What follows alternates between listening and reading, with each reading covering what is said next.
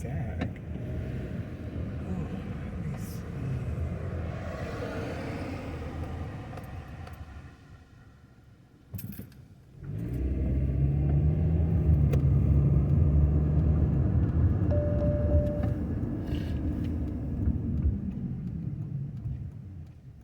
Ooh, these nice shorts. Traffic is double. That's gonna be a question mark.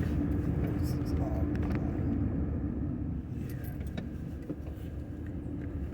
Here, make it easier. Bongino Show. Here he is, Dan Bongino. Yeah, here he is, all right, and here she is, Miss Earth. She comes back to talk to us every couple of weeks. Our good friend, one of the best political analysts out there, Amber Athey. Amber, welcome back. Good to hear. Thanks for having me, Dan.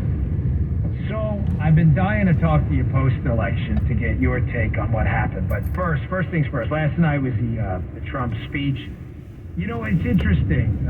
I'm trying to cover it in a really kind of sober way so everybody feels comfortable here, regardless of who you're going to support in the primary. Everybody knows my personal feelings. I've aired them 1,000 times, but I thought the speech was different for Trump because it was very issue-oriented, and it was characterized by a lot of people as boring, which is interesting because I think if it was any other politician, Amber, it'd be characterized far differently. But because we're so used to Trump and the bombast and you know, he's just his general temperament during speeches, that you just almost can't win when you're him anymore. You stick with the issues, you're boring. You go off the cuff and say stuff, you're a lunatic, you know, you're Hitler or something like that. He's in a rough spot. Your thoughts on the speech?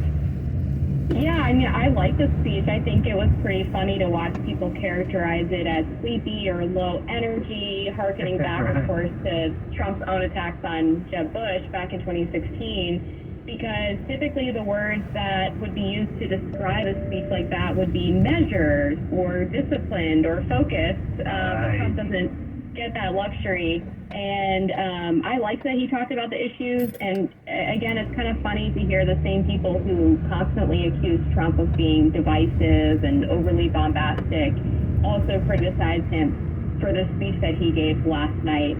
But I gave it a good review. I liked the speech. I thought that he did a good job of contrasting his own presidency to the current administration, and just sounded really hopeful and optimistic for the future, which I think is what the country really needs right now.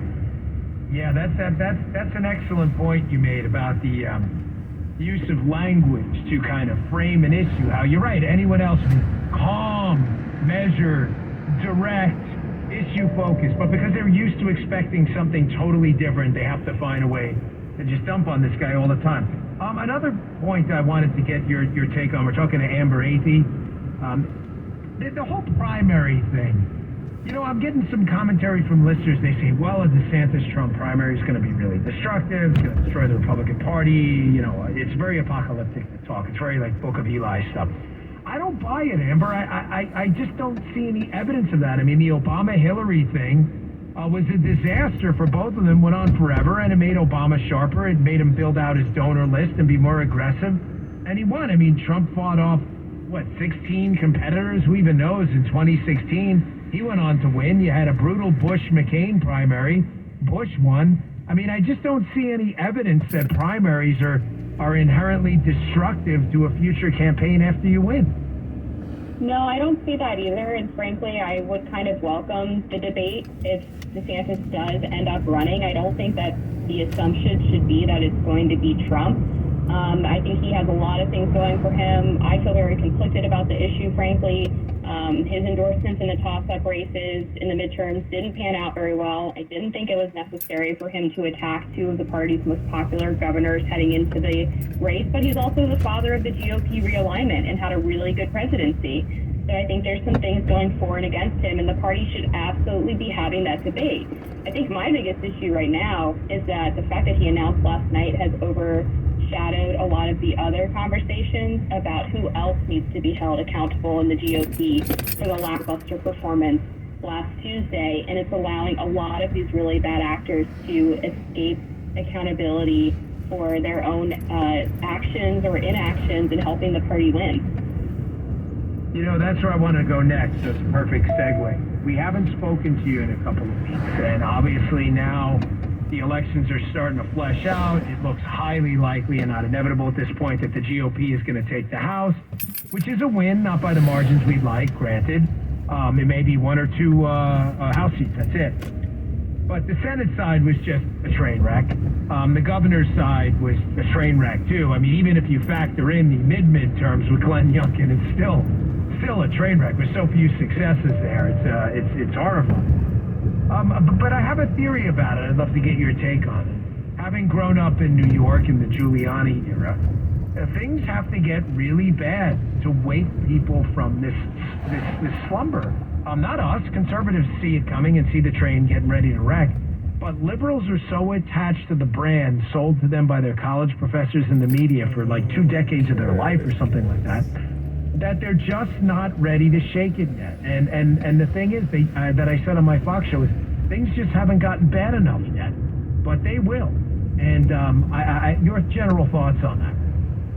Yeah, I think that's probably fair, especially when you look at the fact that young people were such a huge factor in these midterms. Typically, we don't see a high level of turnout from young people, and the fact that they did show up in such high numbers, I think, just shows the level and depth of some of the brainwashing that's been going on in American institutions, and they're not grown up enough yet and don't have enough life experience to really understand what's happening. So I think that does bode well for 2024 in the sense that the Biden administration, regardless of not having the House anymore, is going to continue to self-destruct, and things will get so bad that regardless of who the Republican nominee ends up being, whether that's Trump or somebody else, they're going to have a lot to run against.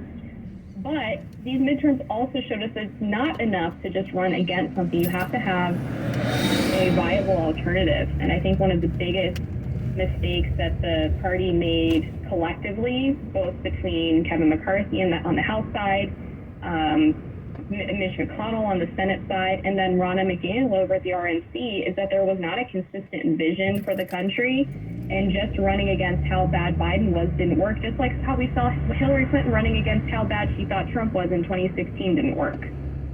Yeah, Ronna McDaniel, I'm really disappointed. I mean, listen, we can't run as capitalists, free marketeers, entrepreneurs, the party of freedom and liberty without being the party of accountability. And here's the deal. I mean, I ran, I lost. I'm done. Like, that's it. That's how it works. She ran the party. The party had a unsuccessful at best midterm. I mean, we did decent on the House side, but it's not what we wanted. It's not personal. I just think it's time to move on and seek some fresh faces and some new ideas about how to win. I have a lot of issues with Ronna McDaniel right now, not least of which is the fact that she has now overseen 3 losing election cycles. And yes, I do consider this a loss, even though we technically did win the House. It was so far below expectations that I don't think anyone should be really celebrating.